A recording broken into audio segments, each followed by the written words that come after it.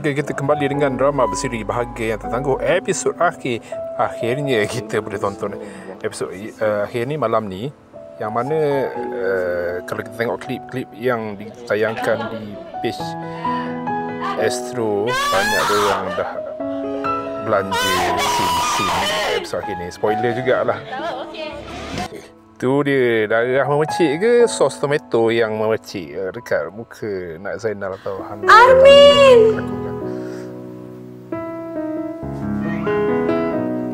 Armin!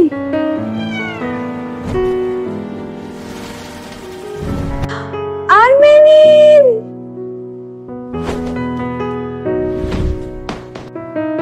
Episod akhir malam ni ditayangkan secara back to back. Episod 27, 28 memandangkan semalam tak ditayangkan, ditangguhkan untuk memberi laluan kepada konsert